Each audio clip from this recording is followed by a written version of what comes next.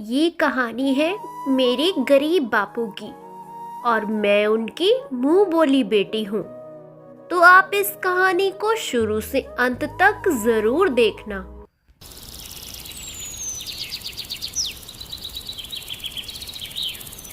गांव रामपुर, सुबह का समय और कालू धोबी धोबी घाट पर अपने कपड़े धोता है।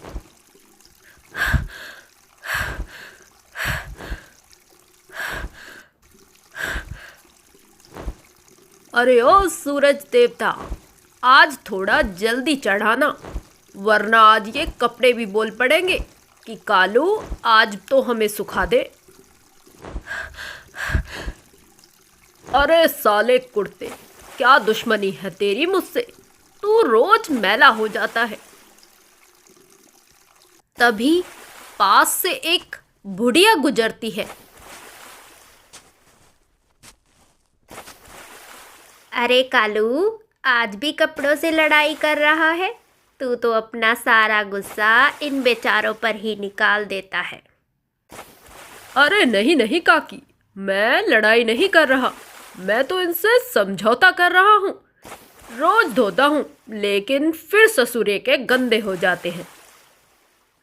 अरे भाग्यवान, चिंता मत कर, एक दिन तुझे भी कोई सहारा मिल जाएगा। अरे नहीं नहीं काकी, सहारा नहीं चाहिए, बस कोई चाय बना दे शाम को, वही काफी है। उसी समय घाट के पास एक छोटी सी लड़की रोती हुई आती है।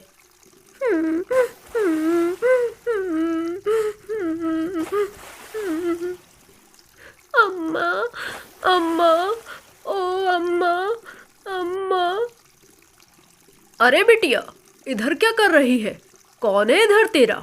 क्या कोई खो गया है? क्या हुआ बता, रो क्यों रही है तू? मुझे कोई नहीं चाहिए, बस मुझे बैठने की जगह दे दो। अरे अरे बिटिया, कोई ऐसे ही बैठने की जगह नहीं मांगता। बता बता, क्या हुआ है? मैं मेले में माँ के साथ गई थी और भीड़ में मेरा हाथ छूट गया, मैं अकेली रह गई। अरे अरे, रोना बंद कर। अच्छा ये बता, नाम क्या है तेरा? बड़ी प्यारी बेटी है तू। मेरा नाम गुड्डी है। और तेरी माँ का नाम क्या है? माँ को सब लक्ष्मी कहते हैं। लक्ष्मी? अरे पूरे गांव में 5 लक्ष्मी है, अब उनमें से कौन होगी तेरी माँ? अरे बिटिया, तू चिंता मत कर, मैं तेरे साथ हूँ। चल, अब गांव में चलकर तेरी माँ को ढूंढते हैं। कालू गुड्डी को लेकर शाम तक उसकी माँ को गांव में ढूंढता रहा, लेकिन उसकी माँ कहीं नहीं मिली। काका, अगर माँ ना मिली तो? अरे बिटिया, तू चिंता काहे करती है? अगर तेरी माँ नहीं मिली तो तू मेरी बेटी। काका, क्या आप सच कह रहे हैं? लेकिन मैं तो आपकी सगी बेटी भी नहीं हूँ। अरे बिटिया, क्या हुआ? अगर तू मेरी मुंह बोली बेटी है, एक दिन पेट बोली भी हो जाएगी। ठीक है, तो आज से मैं आपकी बेटी। अरे हाँ, आज से तू मेरी बेटी और मैं तेरा गरीब बाप। चल, अब बहुत बातें हुई, बाकी बातें घर पर करेंगे। चल अब घर चलते हैं जल्दी से। कालू धोबी अपनी मुंह बोली बेटी गुड्डी को लेकर झोंपड़ी के पास पहुंचता है। बापू, क्या यही हमारा घर है? हाँ बिटिया, यही है हमारा घर, और हवा चारों तरफ से आती है, फ्री का एसी है इसमें। और छत? इसकी तो छत भी पुरानी हो गई है, बारिश के मौसम में पानी टपकता होगा। अरे हाँ बिटिया, गरीबों का तो भगवान ही रखवाला है, बरसात के मौसम में तो भगवान खुद देख लेते हैं। अरे बापू, फिर तो मुझे बहुत मज़ा आएगा यहाँ पर, बहुत अच्छी नींद भी आएगी। रात का समय था। कालू धोबी अपनी मुंह बोली बेटी के साथ बैठकर आग सेक रहा था। बापू, रोटी कब मिलेगी? मुझे बहुत ज़ोर से भूख लगी है। मैंने सुबह से कुछ भी नहीं खाया। अरे बिटिया, मेरे पास खाने के लिए ज़्यादा कुछ तो नहीं है। मैं तेरे लिए नमक रोटी बनाता हूँ। ठीक है बापू, आप बना लीजिए। मुझे बहुत ज़ोर की भूख लगी है। आपके हाथों की रोटी तो बहुत स्वाद होगी। अरे अरे हाँ बिटिया, बस जैसी बनती है वैसी पकाकर खा लेता हूँ। तू चिंता मत कर, मैं अभी लेकर आया तेरे लिए रोटियाँ। कालू धोबी अपनी बेटी के लिए अपने हाथों से नमक वाली रोटियां बनाता है। गुड्डी कालू धोबी की बनाई हुई रोटियों को बड़े मज़े से खाती है, जैसे इससे पहले उसे कभी ऐसी रोटी नहीं मिली थी। अरे बापू, नमक वाली रोटियां तो बहुत स्वाद है। ऐसी रोटियां तो शहर में होटल में मिलती हैं। लेकिन बिटिया, हमारे यहाँ पर ये रोटियां रोज बनती हैं। मैं तो रोज यही रोटियां खाता हूँ।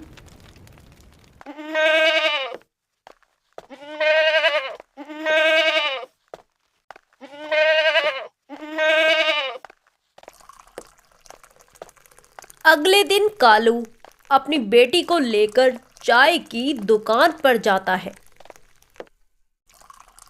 अरे चाचा, बहुत जोर की ठंड पड़ रही है, जल्दी से 2 प्याली चाय की बना दीजिए, एकदम गर्मा गर्म। अरे कालू, अभी बनाता हूँ चाय तेरे लिए। लेकिन ये तो बता, ये लड़की कौन है? चाचा, ये मेरी प्यारी सी बेटी है गुड्डी, बहुत ही नटखट।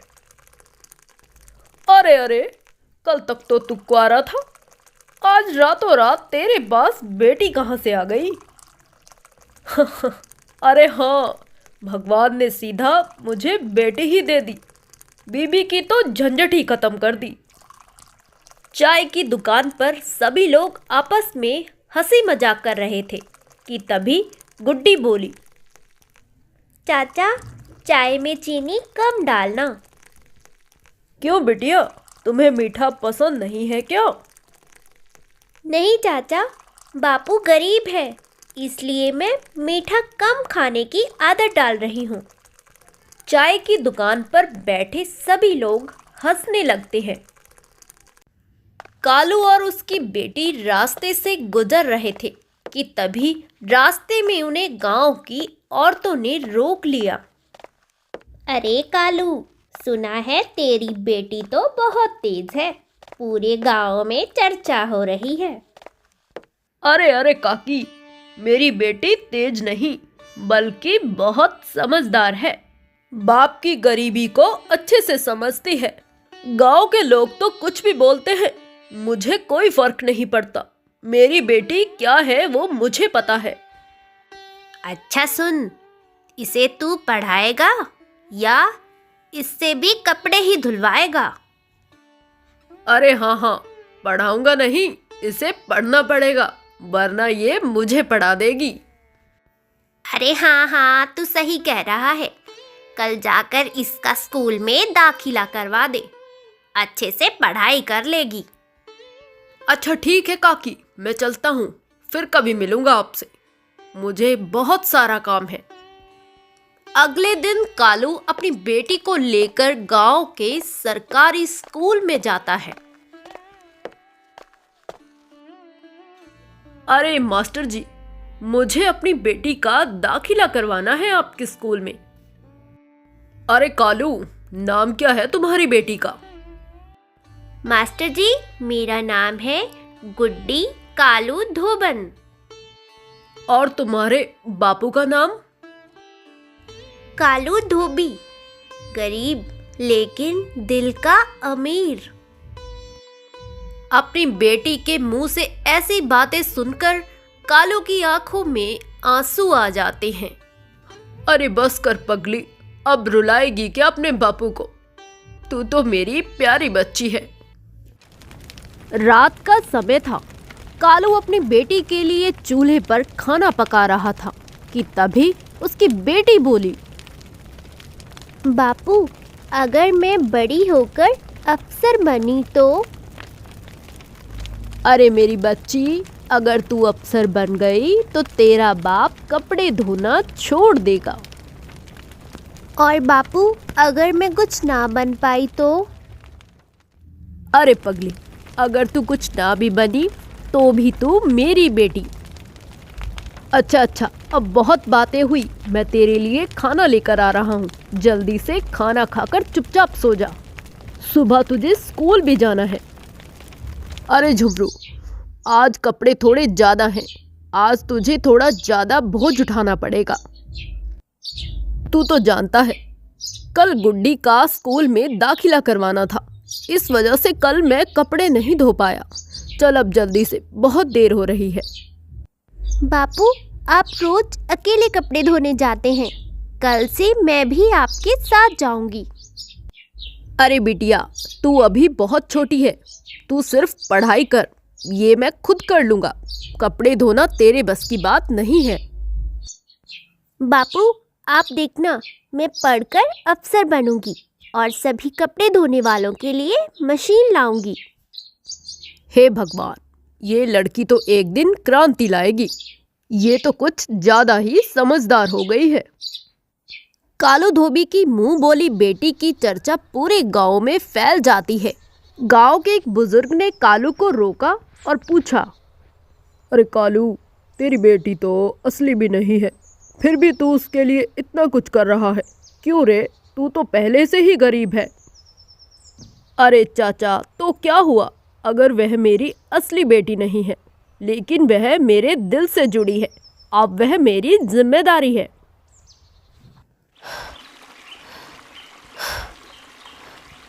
रोज की तरह कालू धोबी इस बार भी घाट पर कपड़े धो रहा था। अरे साले पैंट, तू भी अमीर की है, गरीब का पानी पीने में तुझे शर्म आ रही है। अरे बापू, जरा धीरे से मारो, कहीं कपड़े कोर्ट में न चले जाएं। कोर्ट? अरे बिटिया, हमारे कपड़े तो थाने भी नहीं जाते, सीधा घाट पर फैसला हो जाता है।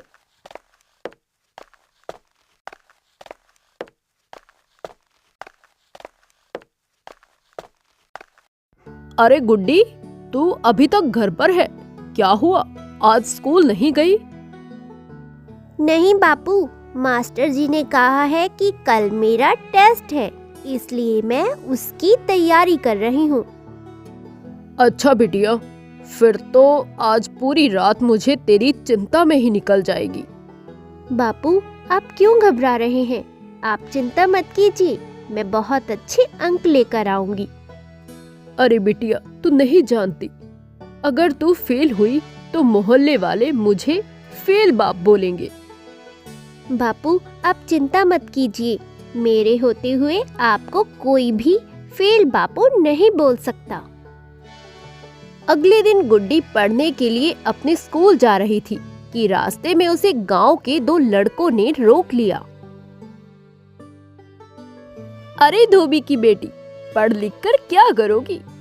मैं तुम्हारे जैसे लोगों के कपड़े धोने का रेट बढ़ाऊंगी। तेरा बाप तो धोबी है, तुझे क्या ही पढ़ा लेगा, वो तो खुद गरीब है बेचारा। और तेरा? अरे चल छोड़, तेरे कपड़े धुलने के लिए मेरे ही बाप के पास आते हैं। सुन, अगर मेरे बाप को कुछ भी बोला तो तेरे सारे कपड़े फाड़ दूंगी, फिर नंगे घूमना। गुड्डी उनको अच्छे से सुनाती है। उसकी बात सुनने के बाद दोनों के दोनों वहां से भाग जाते हैं। रात का समय था। कालू और गुड्डी अपनी झोंपड़ी में बैठे थे। बापू, आज इतनी देर हो गई, आपने अभी तक रोटी नहीं पकाई। अरे बिटिया, रोटी कैसे बनेगी, आज तो चूल्हा ही नहीं जला। क्यों बापू, चूल्हा क्यों नहीं जला? क्या हुआ? आपके हाथों में दर्द है? अरे नहीं बिटिया, आज घर में एक भी सूखी लकड़ी नहीं है। तो बापू आज फिर उपवास होगा? अरे बिटिया, तेरे लिए 2 रोटी रखी हैं, तू खाकर चुपचाप सो जा, तुझे कल स्कूल जाना है। मैं तो बस आज सपना देख लूंगा कि रोटी खा रहा हूँ। बापू कल मैं स्कूल के बाद बच्चों को ट्यूशन पढ़ाऊंगी। अरे पगली, क्या कह रही है तू? तू ट्यूशन पढ़ाएगी? तू तो अभी बहुत छोटी है। अरे हाँ बापू, आप चिंता मत कीजिए। 2 बच्चे हैं, दोनों से 10-10 रुपए लूंगी। फिर हमारे घर में चूल्हा कभी बंद नहीं होगा, हमेशा हमारा चूल्हा जलता रहेगा। 20 रुपए? हे भगवान, मेरी बेटी तो अभी से कमाने लगी है।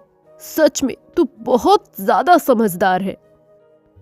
गांव की औरतें आपस में बातें कर रही थी। सुना है तूने, कालू की बेटी बड़ी चालाक है। अरे हाँ बहन, मुंह बोली है ना, इसलिए कालू को ज्यादा प्यारी है। तभी पास से गुजरते हुए कालू ने कहा, अरे भाभी, असली होती तो क्या आसमान से गिरती? मुंह बोली हो या पेट बोली, बच्ची तो बच्ची होती है। खुद एक औरत होकर अब कैसी बातें कर रही हैं? ऐसा कहकर कालू वहां से चला जाता है।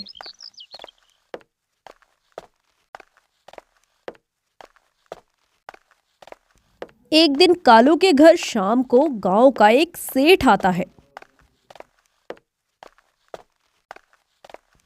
अरे कालू, मुझे अपना सफेद कुर्ता धुलवाना है, जरा बताना कितने पैसे लेगा?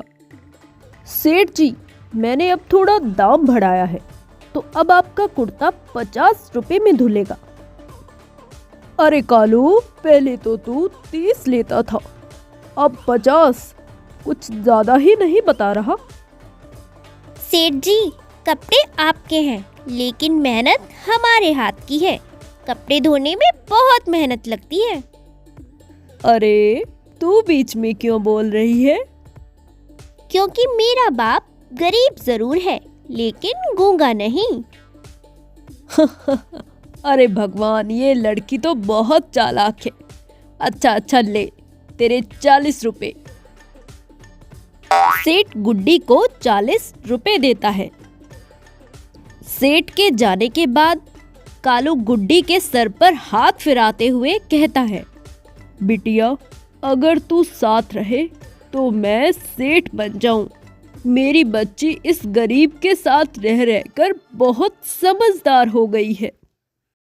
रात का समय था। कालू और उसकी बेटी अपनी झोपड़ी में बैठे थे। बापू, अगर मेरी असली माँ मिल गई तो?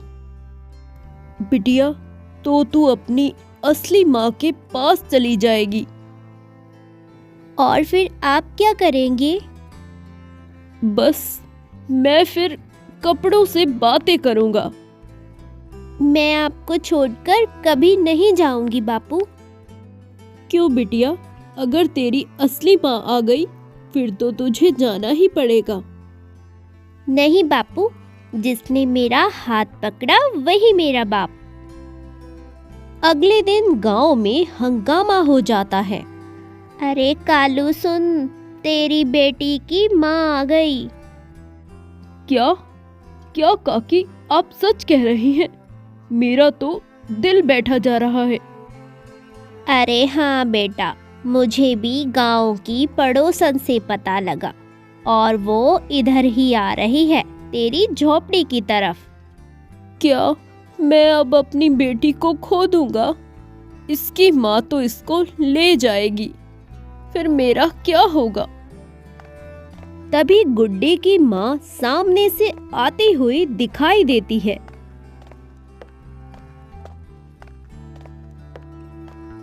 अरे बेटा गुड्डी, तू इतने दिनों से कहाँ थी? मुझे कहीं नहीं मिली। क्या आप मेरी माँ हैं? क्या इतने दिनों से आपको मेरी याद नहीं आई, जो आज मुंह उठाकर चली आई? हाँ मेरी बच्ची, मैं तेरी माँ हूँ और आज मैं तुझे लेने के लिए आई हूँ। आप मुझे लेने के लिए आई हैं? और ये कौन? ये मेरे बापू हैं। अरे बेटा, ये तो धोबी है, ये तो खुद गरीब है, तेरा पालन पोषण कैसे करेगा? और आपने मुझे क्या दिया? मुझे भीड़ में अकेला छोड़कर चली गई। मैं रोती बिलखती रही, तब मुझे बापू ने संभाला। बिटिया, वो तुम्हारी माँ है, अगर तुम जाना चाहती हो तो जा सकती हो। बापू, मैं नहीं जाऊंगी इनके साथ। ये मेरी माँ नहीं है, बस मेरे सिर्फ आप है, मेरे बापू। गुड्डी, जिद मत कर, चल मेरे साथ, मैं तुझे शहर ले जाऊंगी, तुझे बहुत अच्छी जिंदगी दूंगी। नहीं, मुझे शहर नहीं चाहिए, मुझे बस मेरा बापू चाहिए और उनकी ये झोंपड़ी। जिसने भूखे पेट मुझे हंसाया वही मेरा बाप। आप मेरी कुछ नहीं लगती, मैं आपके साथ नहीं जाऊंगी। मुझे माफ कर दे मेरी बच्ची, मुझसे बहुत बड़ी गलती हो गई, चल मेरे साथ। माफी मुझसे नहीं, भगवान से मांगो। जो गलती आपने की है उसके लिए। गुड्डी अपनी माँ के साथ जाने से मना कर देती है, जिस कारण उसकी माँ खाली हाथ लौट जाती है। आज कपड़े हल्के लग रहे हैं, कपड़े धोने का आनंद ही कुछ और है। क्यों बापू, आज आपको कपड़े इतने हल्के क्यों लग रहे हैं? आज तो कपड़े भी बहुत ज्यादा हैं। आज मेरे सिर से बोझ उतर गया, मुझे तो चिंता हो रही थी कि कहीं तुम्हारी माँ तुम्हें ले ही न जाए। बापू, देखना आप, एक दिन मैं आपको इस धोबी घाट से हमेशा के लिए छुट्टी दिलाऊंगी। अरे पगली, बस तू मेरे साथ बैठकर चाय पी लिया कर, यही काफी है मेरे लिए। बापू, एक बात कहूँ आपसे, मैं आपकी मुंह बोली बेटी नहीं बल्कि दिल बोली बेटी हूँ। और बिटिया, मैं सबसे अमीर धोबी, जिसे तेरे जैसी प्यारी बेटी मिली।